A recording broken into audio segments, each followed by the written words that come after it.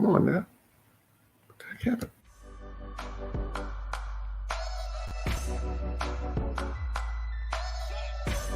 We bring in a friend who we've known for years and years and years. He's an author, relationship therapist, Dr. R.G. Allen Wilson.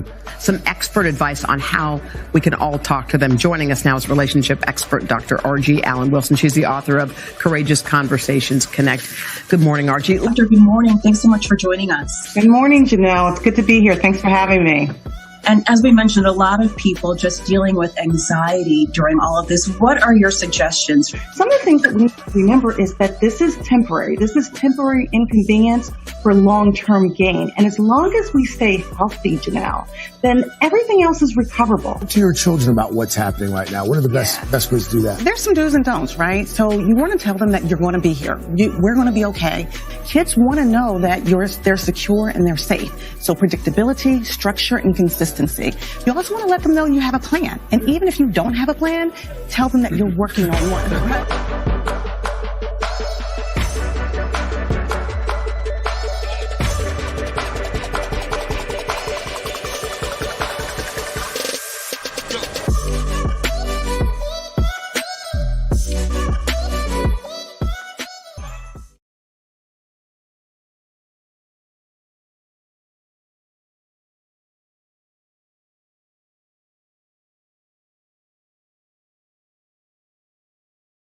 You're off today.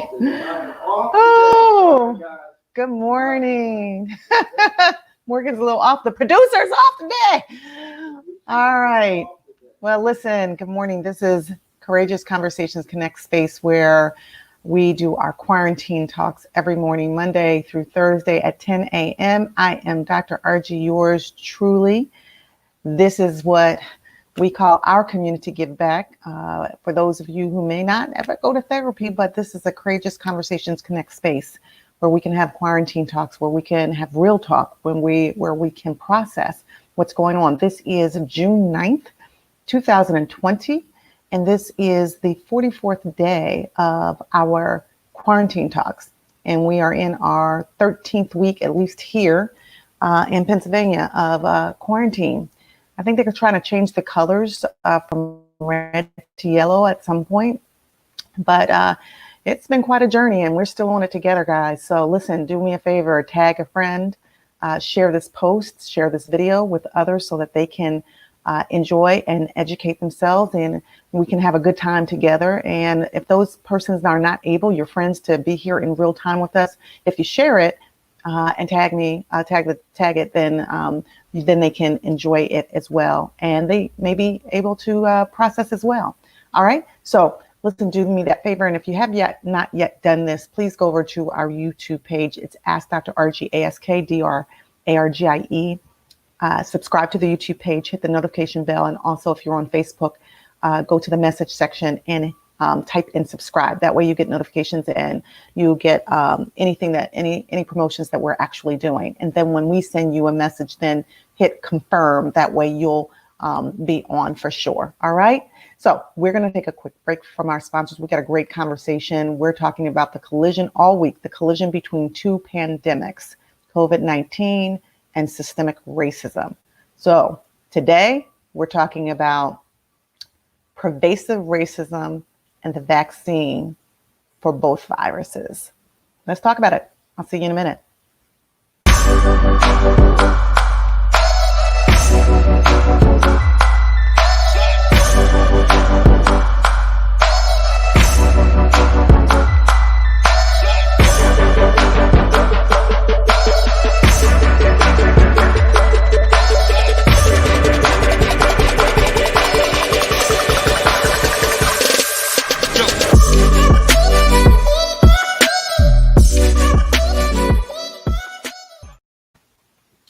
Hey, this is yours truly again, Dr. RG. This is the Ask Dr. RG Courageous Conversations Connect space where we are having our quarantine talks. Welcome to the show. And thank you for joining us this morning. I see Karen on. Hey, Karen, good morning. I see Charla. Good morning, Charla. Billy Joe is on IG with our IG family. So welcome to the show, IG family. Who else is on from our IG family? Let's see who else. Marcy. Hey, Marcy, good morning. This means Ganodet. Odette. I don't know what that is. Ganodet. I don't know Okay. who you are. I'm sorry. Type in your name Type on your the name chat. in so we can kind of pronounce it correctly. Good morning. Good morning. Oh, Mickey's on. Good morning, Mickey. So listen, we are still in this conversation. I think it's an important conversation for us to have.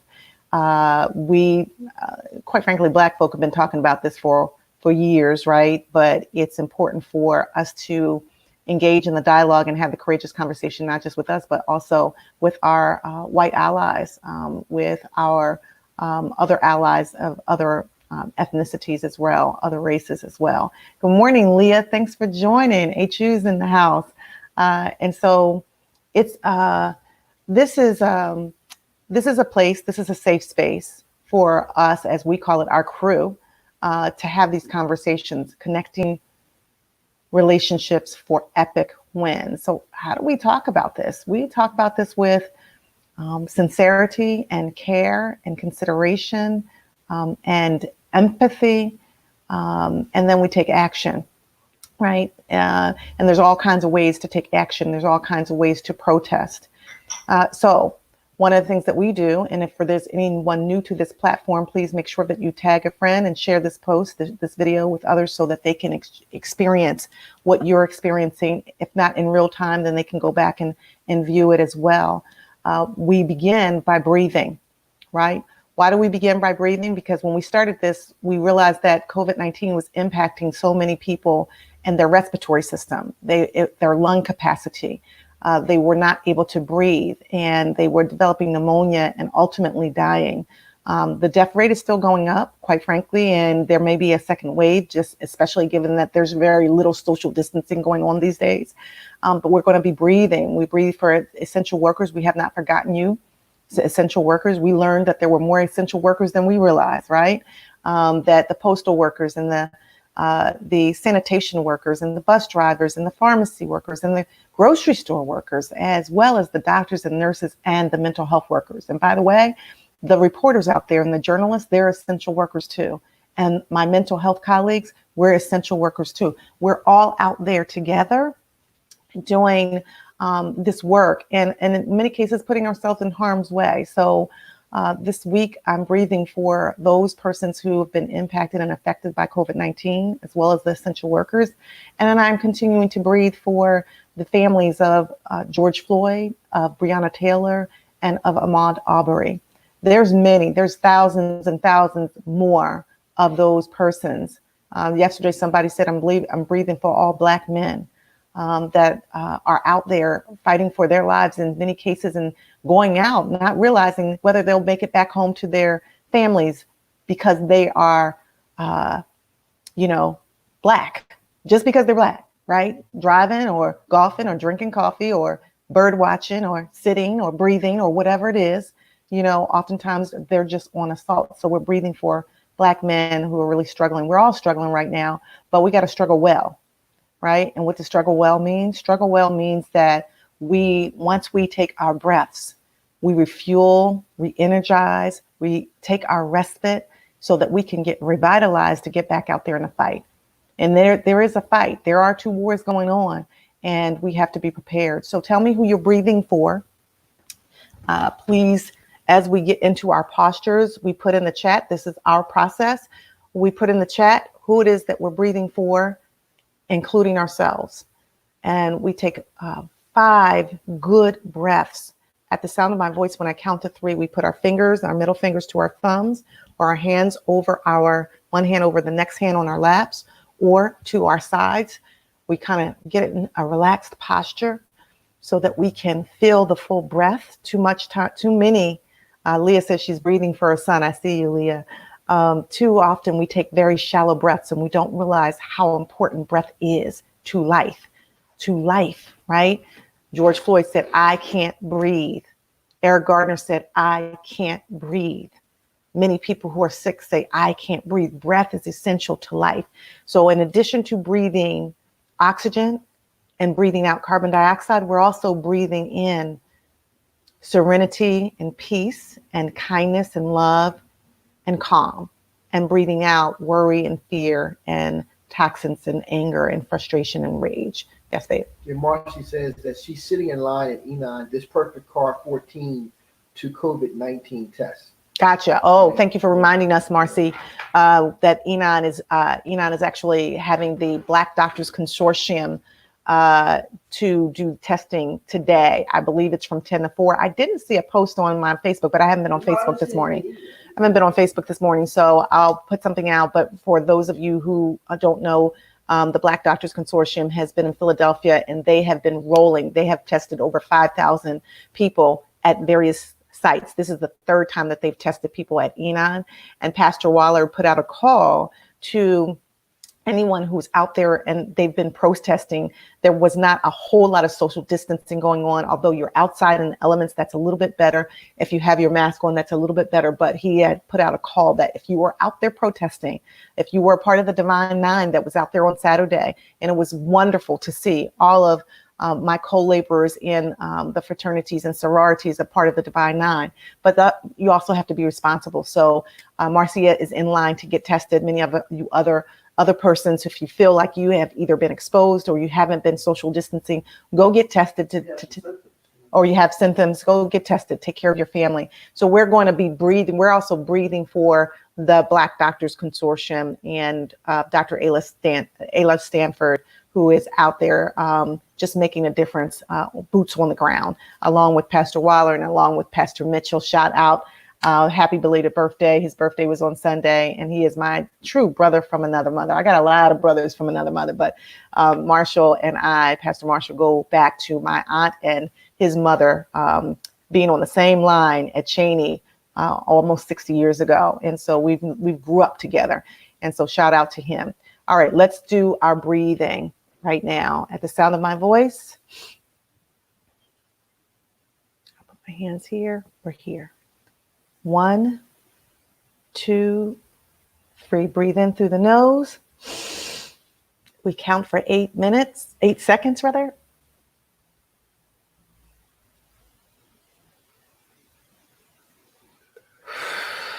Eight seconds in honor of George Floyd, who had a knee on his neck for over 8 minutes. Breathe in.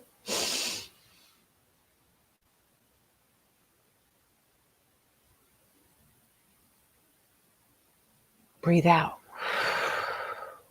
Breathe in.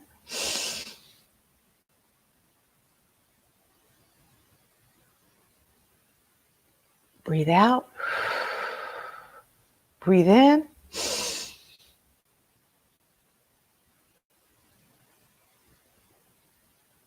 Breathe out. Last time, make it count. Breathe in.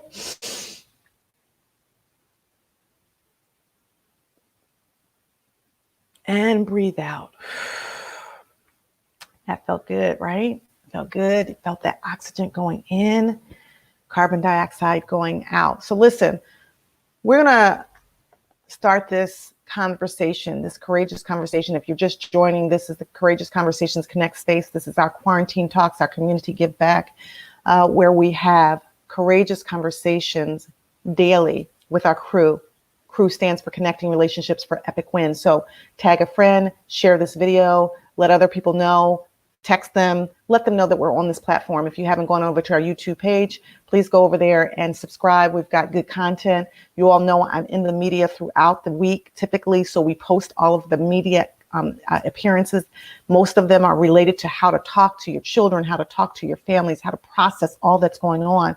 And so we put that content on those platforms. So you can go over there and hit subscribe to the page, hit the notification bell. Also, if you really do want to purchase Connections Matter, the Courageous Conversations Connect, it's a pathway to reset your mindset with intentional thoughts from the inside out. I can't think of a better time if you have some opportunity to be reading, to be thinking about how you change your mindset. You can go to drrgconnects.com to purchase this book.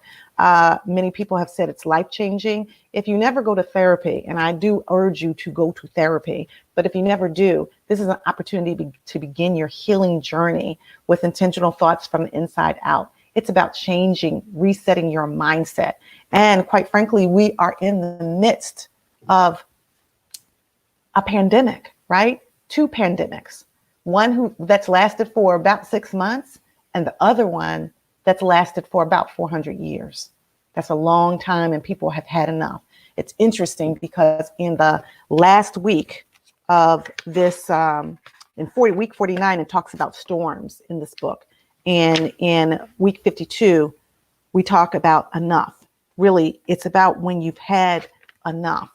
And when you feel like enough is enough, then it's time to realize that you are enough and that we can do anything but fail. And we can turn pain into power and begin to execute in our purpose if we appreciate the process, right? We were saying that as our mantra. We can turn pain into power if we appreciate the process. And once we appreciate the process, then we can walk in our full purpose. Leah says 2 pandemics. Yes. Clap, clap, clap. 2 pandemics is true. COVID-19, about 6 months we've been dealing with that. Systemic racism, 401 years, right? 1619. People act like racism, slavery was thousands of years ago. It wasn't.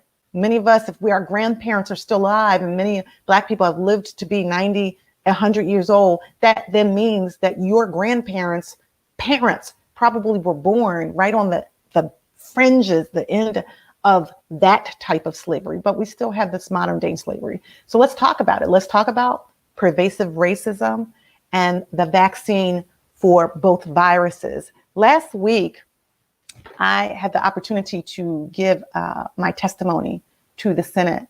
And the topic, I was real nervous. I'll be honest. I was nervous. I had never given. Let's give some claps for that. Let's give the wifey some claps for that. You did Thank you, babe. a marvelous job last Thank you, week. babe. Publicly. So proud of my wife having opportunity to speak in front of the Senate to give her testimony about the ravages of COVID-19, how it's had the impact from a psychological standpoint on our people. I mean, it was star-studded, major voices in our community gave testimony. And my wife, she was amongst them. So very proud moment. Thanks, babe. I appreciate it. It came about because I thank Senator Vincent Hughes, a very dear friend. I got a whole lot of brothers from another mother, and he's one of them. We've been on this journey for a very, very long time. Senator and I doing the work related to breaking the silence and the stigma that's attached to mental health and wellness and mental illness in our community. And so he recommended me as a person that he thought could give voice to why I believe that Black and brown people are being impacted disproportionately within our communities due to COVID-19, and why more Black people are dying more than ever before. And so I could not pass up the opportunity at that moment. And it was interesting, guys, because all hell broke loose. We lost our electricity overnight. We were walking around with candles. I was working on my testimony. It was just crazy. I was trying to see clients. I was scheduled for 2 speaking engagements the night before. And I have to tell you that God showed up and showed out, because how many of you know that when it's a message that means that he desires to be delivered to his people for his purpose, then he's going to make a way. And so he did, with regards to me being able to share my thoughts about the years and years and years of oppression and degradation and segregation and subjugation, quite frankly, the years of othering through systemic and institutionalized racism. Systematic inequities that have plagued our society on purpose. You know how I say, have a beautiful day from my heart to yours on purpose, right? Well, there's some other things that happen intentionally and on purpose. And one of those things is, quite frankly, the ugly original sin of racism that is a socially constructed ideology, right? That racism didn't occur in a vacuum. It occurred through man and woman, right? That, quite frankly, if we're honest, white people who wanted to maintain a level of privilege, so they call it white privilege, and power, right? And so how do you do that? How do you create this idea, this socially constructed ideology, this idea, because things come from ideas. And the idea was, how do we control these people? How do we maintain our power? Well, how we do that is we reset a mindset.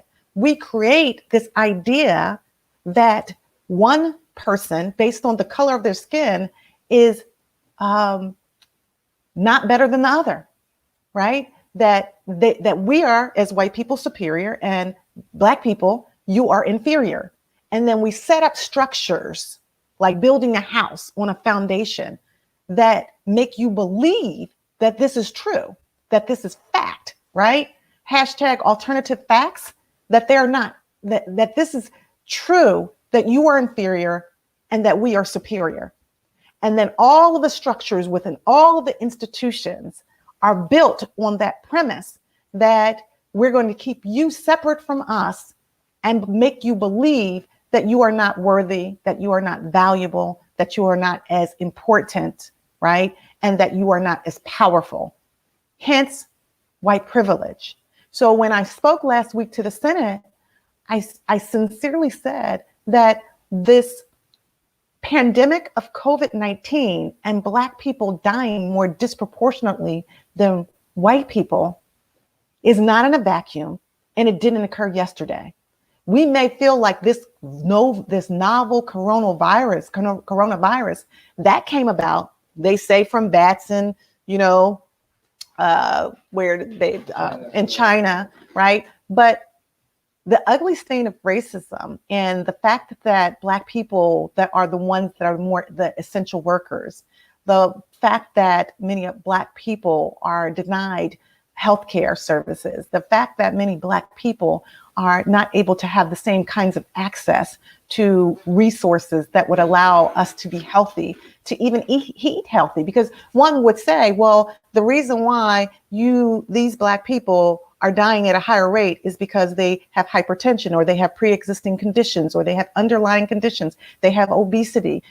We have obesity, underlying conditions like respiratory conditions, those kinds of things. But let's be honest, right? That many of us live in food deserts where there's not healthy food to actually eat, and where we've actually had to deal with all of those oppressive positions and stressors that contribute to us not being healthy, that then hence are a direct correlation to us dying at higher rates. And so we have to be honest and tell the truth if we're going to be free from it. Karen says they want our culture, but not our struggles. Actually, there was a lot. You're right, Karen. There's been many people that talked about and have done studies that say that that white people, I think it was even Chris Rock that said, he's rich and white people wouldn't want to be him. And so when you think about how these structures are set up, you do have many white people how many people white people would raise their hands and say, like, yeah, I think I'm going to take it all. I'd like to be Black, and I'd like to have everything that goes along with being Black. Not at all. Leah says, even with access, you have to fight in the healthcare system for your loved ones. Absolutely. And the thing about it, Leah, and the rest of our crew, is that and my dear friend and colleague and mentor, Dr. Marlene Watson, talks about this in her book, Facing the Black Shadow. And now she's writing a new book called Facing the White Shadow. She talks about the externalized racism that has permeated the atmosphere and plagued our universe, our world globally for so many years, but especially in the US, because we have the ugly stain of the original sin, right? That we learned violence and looting and oppression and anger and rage and all of that. We learned that from many white people who brought us over here and then enslaved us. And so she talks about the externalized racism, but also the internalized racism, which is the fight that we have to fight on a regular basis. Karen says, a white friend of mine texted me yesterday to let me know that he's been thinking of, thinking of her. Okay. And so, and I would say that that's a good thing, right? That what is happening now is that we are gaining more white allies who want to stand in solidarity And what I would say is that we got to all stay in the fight, right? Because this is not for the moment. We're talking about 400 years of oppression. We're talking about the pipeline to incarceration. We're talking about failed education systems. We're talking about lack of mental health services for Black and brown people. We're talking about lack of health care. We're talking about people living in food deserts. These are systems that have been set up for us to actually fail. If you all ever read the Willie Lynch papers, whether some people say it's true and some people say it's not true, but if you've ever read them, whether they're true or not, it demonstrates the messaging and the mission of what society has created in order to keep Black people in position, if you will, right? So that's a pandemic, right? That's a virus that has permeated the arteries of our nation for hundreds of years. And now people have had enough. Karen says a white friend of mine. Oh, okay. He said how it would be to walk in my shoes. I said it's not easy. Well, here's the thing, and we got to have the courageous conversations, because courageous conversations connect, right? That I want to share a story, and I want you all to share your stories, if you will, with me around talking about pervasive racism, systemic racism, right? And what the vaccine for both viruses are. So I want to tee this up by specifically talking about what they said the vaccine should be, or the process, if you will, leading to a vaccine. When they talk about COVID-19, they talk about testing, tracing, tracking, and treatment, right? Testing, testing, tracing, tracking, and treatment. That's what they talk about. And the treatment is the vaccine, where they are really going at a higher rate than ever before to try to take the virus and insert the antibodies from people who have had it and resolved into maybe a cold or something, and they're testing it, right? To see if it actually works to help to create a prevention of this, just like they did like the flu or the measles and things like that. Okay, they're talking about 18 months to do that. That's fast tracking it. That's great. That's great. And in the meantime, we have to continue to wear a mask and wash our hands and social distance and educate ourselves so that we can stay safe. Well, where's the formula for this overt and covert, insidious racism that has caused all of the young people that are protesting, who I am very proud of, quite frankly, because when you look at the news, you only sometimes see the looters, but that's not the whole picture.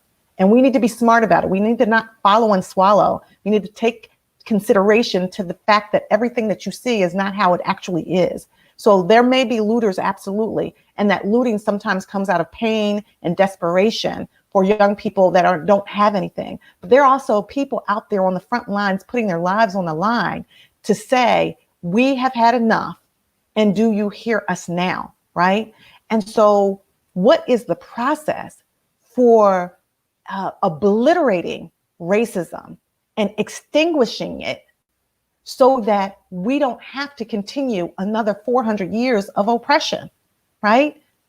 The tracking, think about this, that there are super spreaders out there that are asymptomatic, that are spreading the virus. Well, what about the super spreaders out there that are spreading the virus of hatred and racism? Karen says, I work for the Department of Corrections as a guard, and I see so many of our Black men locked up, some with the same crime as white men, but totally different sentences. Absolutely. And in fact, I worked, Karen, in the prison many years ago. The woman I told you about, Dr. Marlene Watson, she came up with a program called the Forensic Family Therapy Treatment Program, where we went into the prisons and we worked with our clients. We didn't call them inmates, we called them our clients.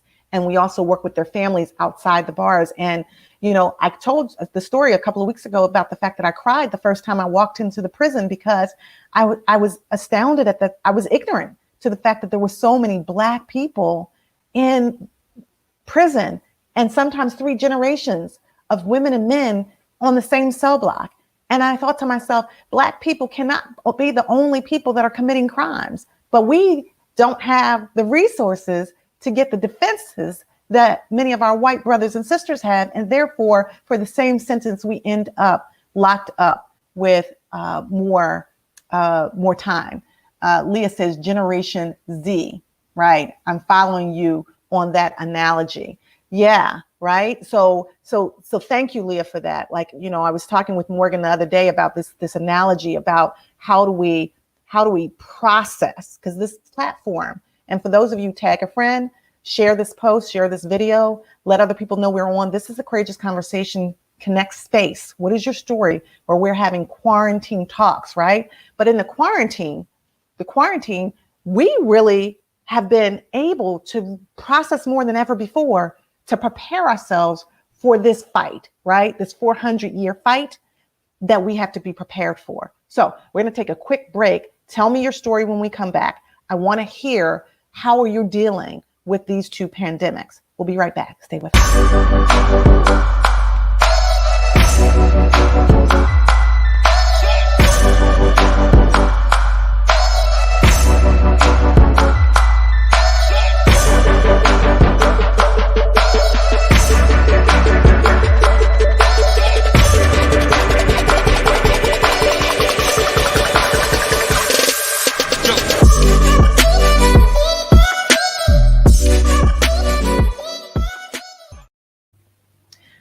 And good morning. This is Dr. RG, yours truly, for Courageous Conversations Connect space, where we're having our quarantine talks. Thank you for joining us. Good morning and welcome. If you're just joining, we've got our IG family here, along with our Facebook and our YouTube family. And Nikki Bagsby, she had just a comment. So Morgan's about to read that comment. So she says, the disparities amongst our communities is such a gap for understanding how to fight within the health system, educating individuals how to advocate, what questions to ask, how to push.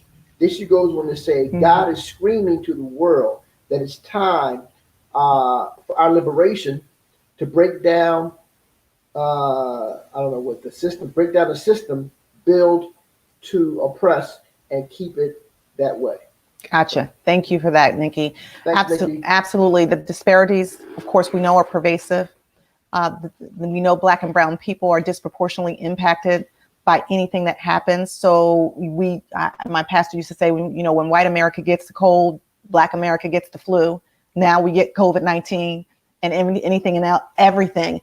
We're just more disproportionately impacted. And so, to follow this analogy, and please tell me your story. How are you dealing with the protests? How do you know people that have gone out there and protested? How do you have your own way of protesting? What is your way of protesting? And in particular, because we are prepared for a fight, and this has been a perfect storm, if you will, more than I would ever have imagined, because what COVID-19 did was cause us to all go in and not be able to get out there and be distracted, to really prepare ourselves, to reset ourselves, to be ready for this huge fight called racism that has permeated our culture, our world globally for over 400 years.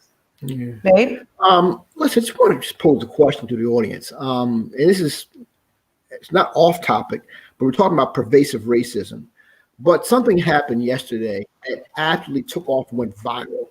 And it was like, it just, Black Twitter, everybody just went ballistic. And there was opinions on both sides. But the topic or the issue that incensed a lot of people was seeing the Senate led by Nancy Pelosi kneeling in honor of Black Lives Matter, or in honor of George Floyd, and taking aback the visual of the cop kneeling and taking his life, and spinning that actual motion and sort of twisting or flipping it on his ear to use kneeling as a protest gesture, if you will. So many people, like Colin Kaepernick. And people were, saying it was condescending. People were saying that it was too much. They were pandering to us and so forth. But I don't know. I think that we get majoring in the minors, and I don't think it was. Well, first of all, the CBC, suggested that they do it.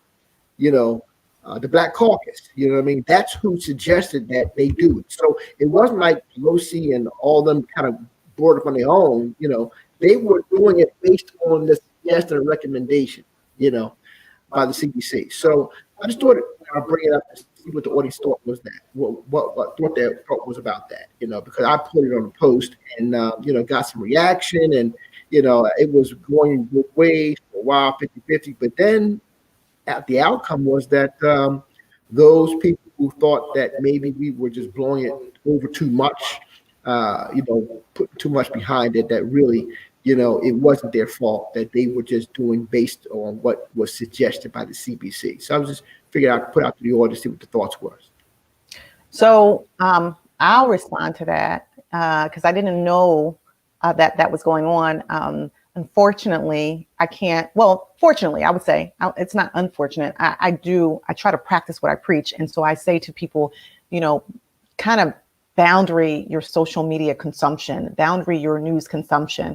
And so I try to do that. I try to hear what's going on, keep my ear to the ground early in the morning, late at night. But in the middle of the day, I'm seeing clients literally all day. When I finish this post, I will go into seeing clients starting at 11:30 and I will not finish until 9:30 tonight. And so I can't necessarily always know what's going on. So that piece, I think I missed, but I would sort of invite us all as a part of this crew, which requires a level of consciousness, right? So I mentioned yesterday that James Baldwin said to be a Negro in America, and conscious, relatively conscious means that we would be in perhaps a constant state of rage, at least almost all the time, right? And so when I think about the kneeling, taking a knee, well, I've seen posts all over the social media platforms with protesters out there asking officers, asking military to take a knee. This started early on, a couple years ago, with Colin Kaepernick saying take a knee, and there was a lot of backlash, and he lost his job for that.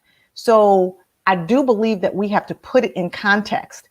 Taking a knee to symbolize that you are kneeling on behalf of all those who have been racially profiled and dealt with social injustices and disparities and inequities. I think that honors the process. Now, what I think that does not, and this is where the clash is, this is where the fight is that we have to be prepared for. What I think does not honor, and we talked about this yesterday, is the George Floyd challenge that mostly, I haven't seen any Black people do this yet.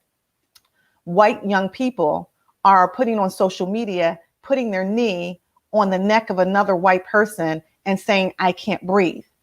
That is a mockery. It is a disgrace. It is disgusting. And it is built out of what I just said, which is the socially constructed ideology of hatred and systemic racism. That is what that is born out of. What we should understand is that children aren't born this way. There is a conversation between nurture and nature, like how you come here, and that's the nature, and then what you're taught, which is the nurture.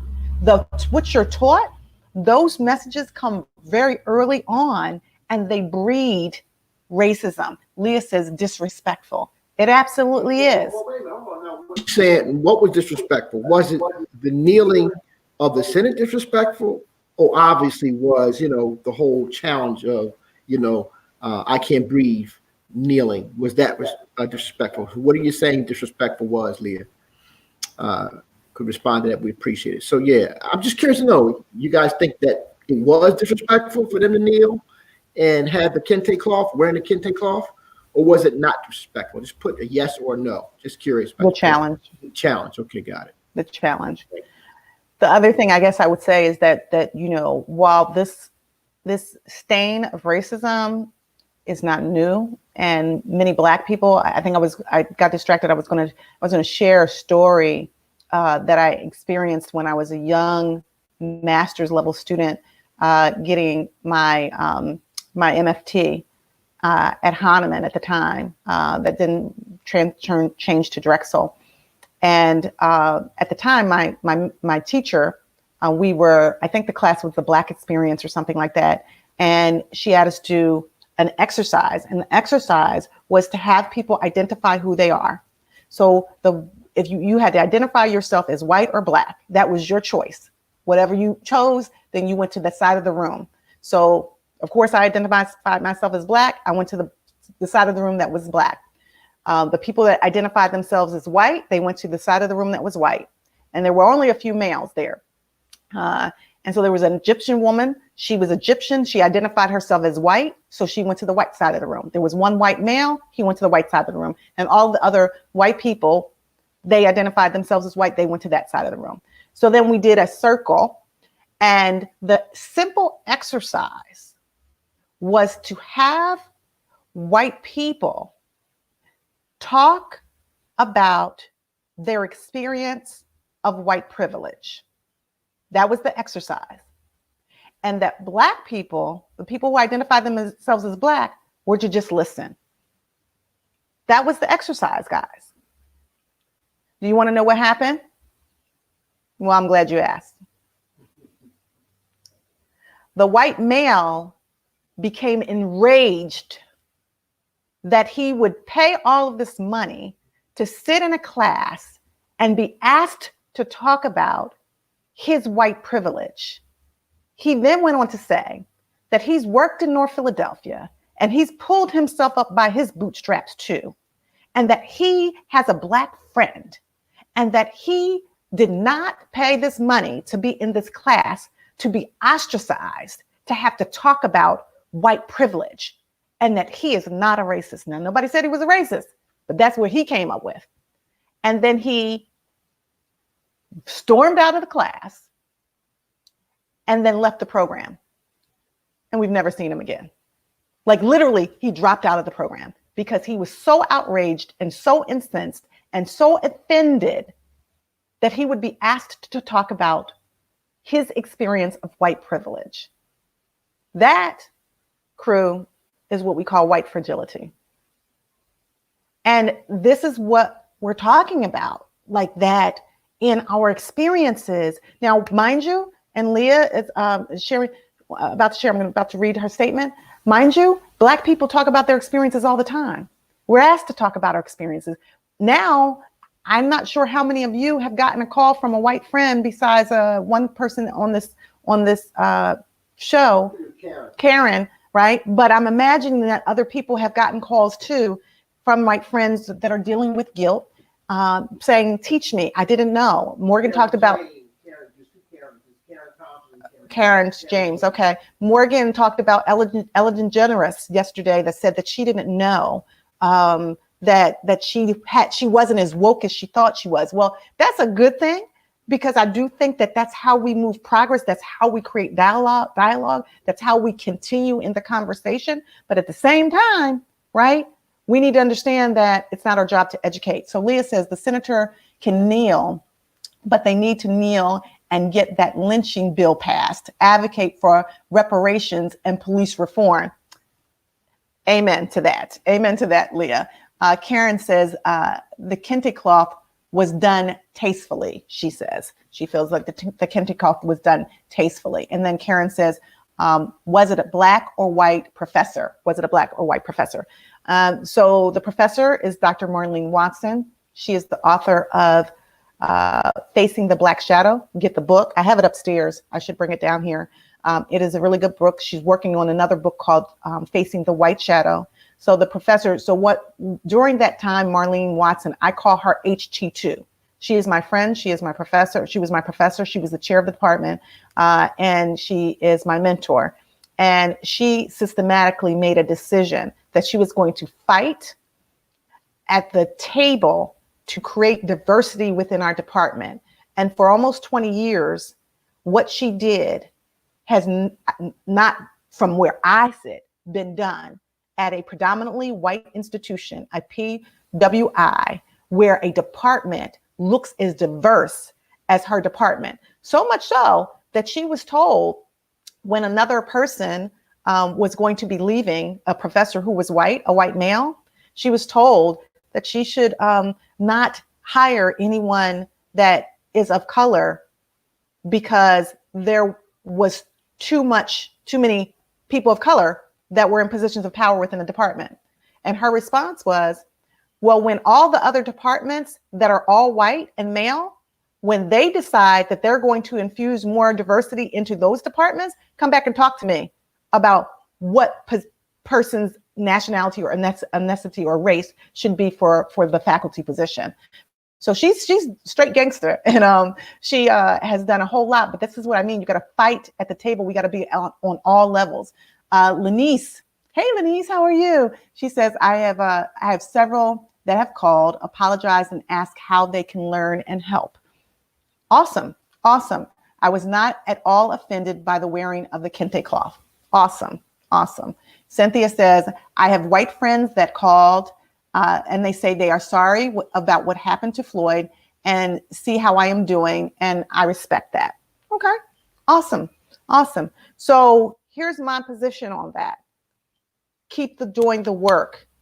It's about the work. It's not just about one call. One call is nice. I appreciate that too. That has happened for me as well. But now we got to keep it moving. We got to continue to stay in the dialogue. We got to continue to stay in the fight. I used the metaphor a little bit earlier in terms of the fight, right? When you're in a fight, like I don't know a whole lot about boxing, if you will, but I do know enough to know that those boxers train for months to get their minds, bodies, and spirits in shape for the fight, right? So the true work, the true apology would be to say, not only what can I do to learn more, because there's Google, like Morgan says, you can learn a whole lot, and then say, how can I stay in the fight? That's what we need. And fight means vote as well. Morgan. It's certainly some IG, some love here. Let's see. Allison says, I'm a D&I champion at work. My white colleagues are ready to have discussions about race. My black colleagues are giving me the silent treatment because they are expecting me to be a militant leader. All right. She said, I can't be that way in the workplace. That's what Allison says. All right. And then Nikki J. Bagby said, my protest is virtually as one of the organizers of the Women's March on Philly. We're using our forums as a platform to engage our black friends of the fight. We would love to have you. All right. Awesome. All right. Awesome.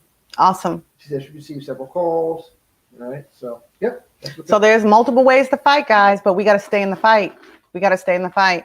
And we need to be prepared. And I think that's what COVID-19 does. That's what it did. So that's why I feel like there's been a intersectionality. There's been a collision, right, with this one pandemic that sent us into the house to say, like, almost like when your parents say, go in that house and sit down and think about what you've done and think about what you are and think about what you need to do, right? So we kind of had to go inside for almost 3 months and sit down and process and think about how we needed to connect with our children and understand who they are and nurture them differently and process our own lives and where we're at.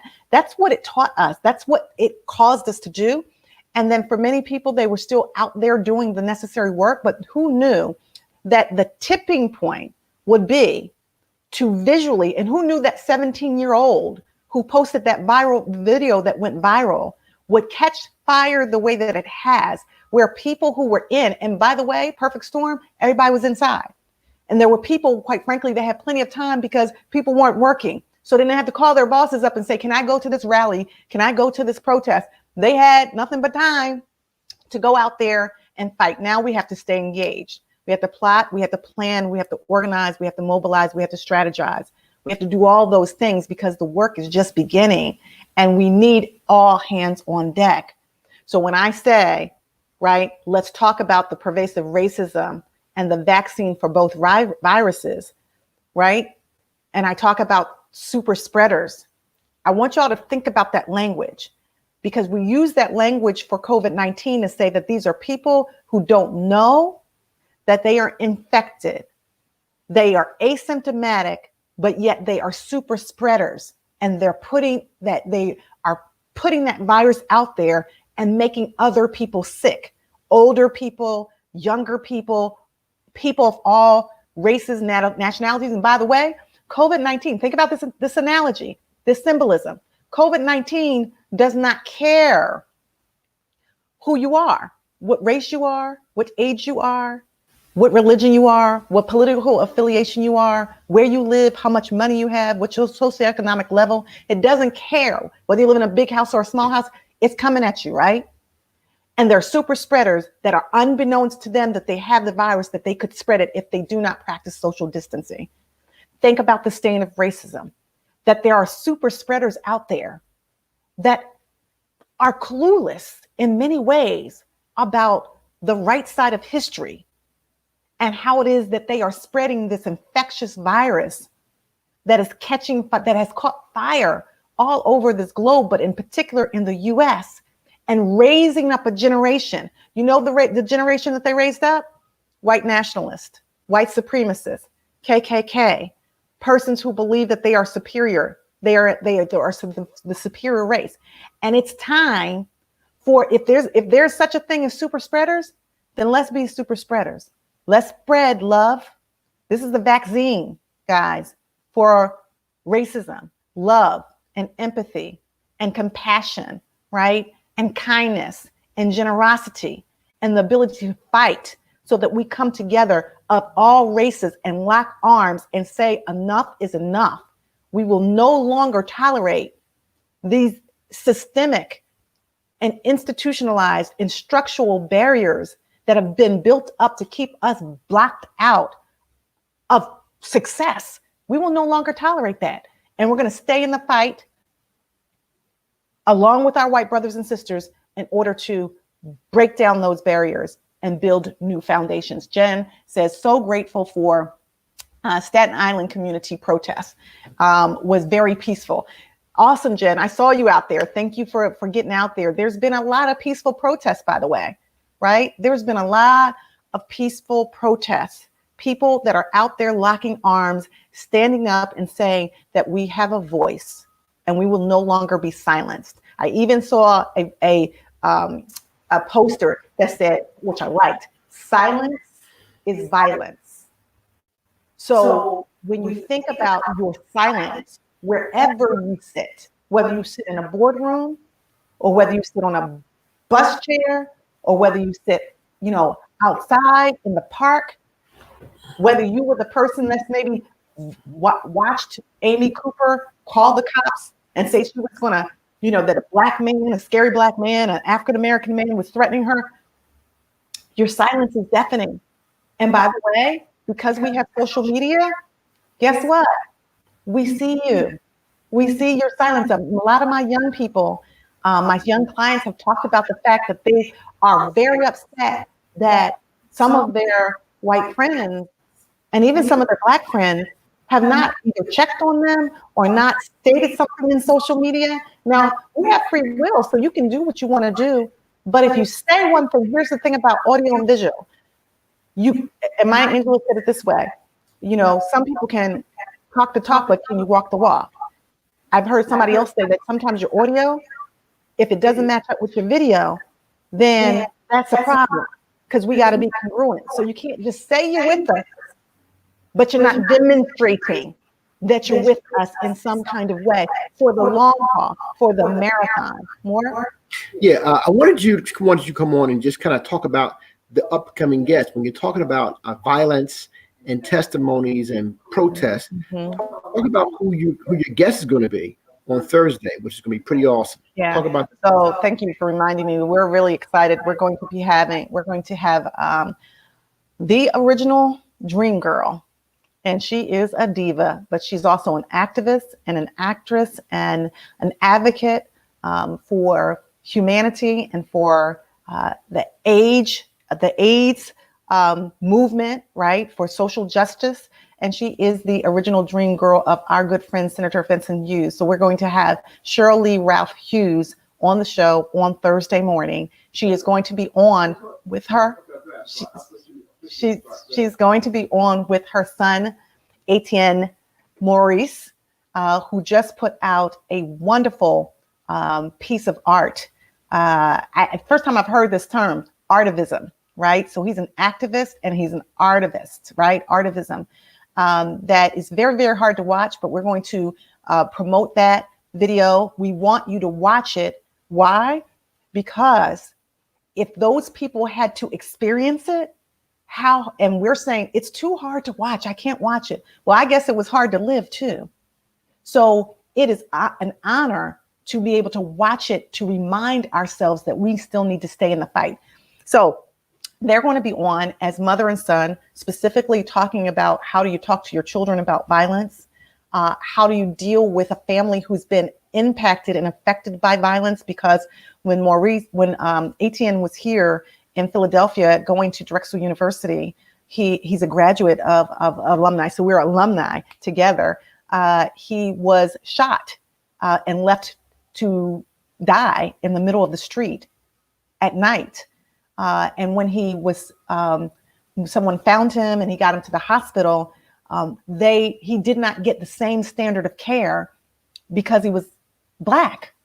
And he'll tell his story. It's not my story to tell, about the difference of how he was treated when they thought he was just, a Black man.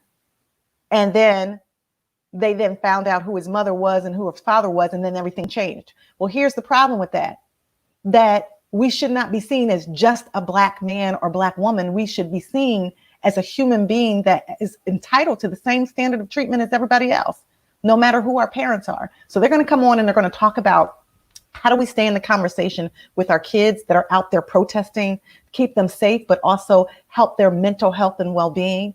And how do we continue to have our own engaged protests? So I'm excited. I hope you're excited. Please tune in early because it's going to be a great, great show Thursday morning at 10 a.m. So Jen says, as a deacon, I'm now serving in my community that's dealing with depression and mental health. I've been doing Zoom meetings to individuals in the community, and it was God's will for me to serve as a deacon. Awesome. Thank you, Jen. I didn't know that, but that's wonderful. And there's many ways to serve. I've been her supporter for a very good friend about voting love. Love her so very much. Awesome. Awesome. And Cynthia says, great. I'll be here Thursday. Awesome. Thank you for joining. And Don says, hello, Dr. R.G. and Morgan. No, it's not disrespectful to take a knee. Kneeling to represent, kneel against injustice and inequalities, police brutality, and the senseless killing of our people. What's disrespectful is how those facets, NFL owners and instigate facets. Okay. NFL owners and the instigation of the president revised the NFL players' contracts to demand they salute the flag or be fined or possibly suspended if they don't salute. That's certainly symbolic of cracking the whip, my opinion. Absolutely true. Absolutely true. It's very interesting. We talked about this yesterday with Roger Goodell, who basically came on and had like his little canned statement about, I agree with Black Lives Matter. And then the NASCAR came on and said, I agree with, Black Lives Matter. And my position is, again, the audio has got to match the video for me. And you got to not just talk the talk, you got to walk the walk, because we've been dealing with this for over 400 years. Do the work and then tear down the structures and rebuild them. That is what is required in order for us to have justice, in order for us to have equity, in order for us to have the decent humanity and integrity that we are entitled, that it says in the Constitution. It says that we are supposed to be equal. We are not 3/4 of a human being. We are not inferior. We are humans that are as entitled as anyone else. So we got to tear down these structures. And, interesting enough, and I thought about this, that statue that was taken down last week in downtown, right across from City Hall, the Rizzo statue, right? They've been fighting for that statue to be taken down for years. It took protesters out there, boots on the ground, saying, tear it down, take it down, for that to happen. Did they? Wow, I didn't know that. But I know that, I shared with you all that my dad was a police officer and a homicide detective during that era of Rizzo. And I often think about the fact that he had to stuff so much. He was called the N-word. They did not want him on the police force. He had to stuff everything, right? So that he could continue to provide for his family during an era that did not want and did not think that Black people should be in those places. So we got to stay in the fight, guys. And it's our fight, all races, all hands on deck. Let's stay in the fight. We're going to take a quick break from our sponsors. Come back with your stories. Tell me your story. Tell us your story, because it's in our stories that we gain strength. All right. Be right back. Thank you.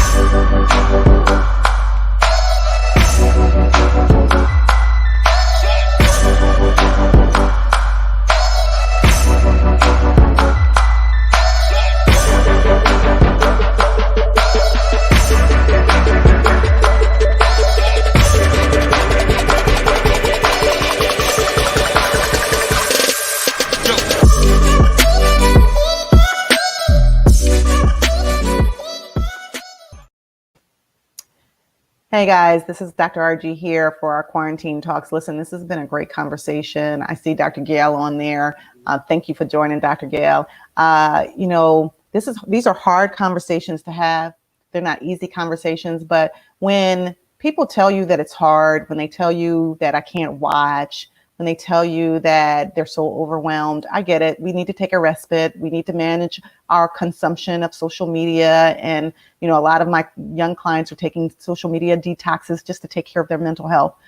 But I also want us to remember that 400 years of oppression and degradation and subjugation, that was hard. That's hard too, right? I also want us to remember that when we say that we're in it together, then we need to say we, right? Black folks, we need to say we, because if we say you or they, and I make those mistakes at the same time, sort of it feels like they're over there, No, I'm not a young person anymore, right?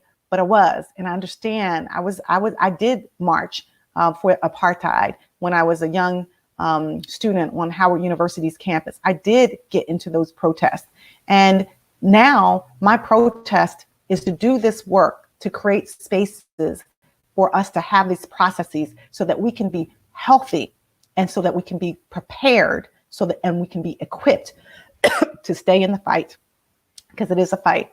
We are fighting two pandemics, the ugly stain of systemic racism. I'm sorry. Yeah, I do need some water. It's the allergies. I'm so sorry, guys. Thank you. The other stain of ugly stain of systemic racism and COVID-19. And we're going to win this fight. I'm more hopeful than ever before. And, we got to stick together more. Hey, listen, we got a few more people just came on. Just noticed we got an uptick in people. Kind of remind them of what's happening on Thursday, so you guys can come back on Thursday. Are you okay to do it? Or you want me to do it? You do it, babe. Okay, all right.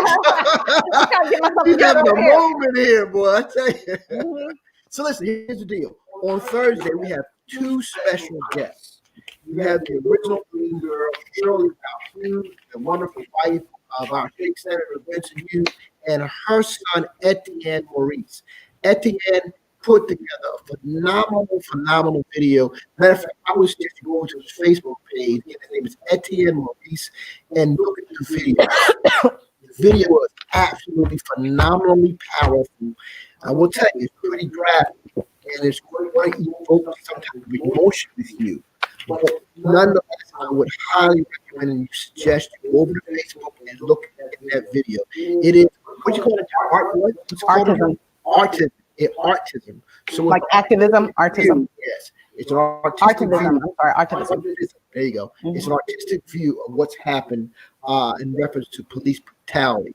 It's powerful nonetheless. So we're going to have them on Thursday to talk about what it is, the intergenerational piece about their thoughts around violence, police brutality, And also, he's going to share his story, which has been very public, about the violence he faced, not by police brutality, but by some other means. But in essence, he faced violence and what it meant for him from an emotional standpoint and a mental health standpoint to get over it, get through it, as he was here attending college in Philadelphia at Drexel University. So very, very powerful story. I would highly recommend you ask and tell and invite all your friends to make sure that you're tuning in on Thursday morning at 10 a.m. for our special guests, Shirley Ralph, the original Dream Girl, and her son Etienne, to tell their story. All right. All right. Thanks, babe. So listen, we got to go because I got to get to work and Morgan has to get to work too. So we have our jobs to do, and I go into my office and he stays down here and we do some other things. So listen, we appreciate you. We do not take you lightly. You give us life, you give us energy, you give us purpose. When we started this 13 weeks ago, we did not know that this would, how this would grow in this platform, but we don't take it lightly that you set your clock, you set your calendar to join our crew, Connecting Relationships for Epic Wins, for our quarantine talks every day, Monday through Thursday at 10 a.m. So we love you. We bless you. We hope that you have a wonderful day. Continue to breathe throughout the day. We need those good breaths. And we will see you tomorrow. Have a beautiful day on purpose from our hearts to yours.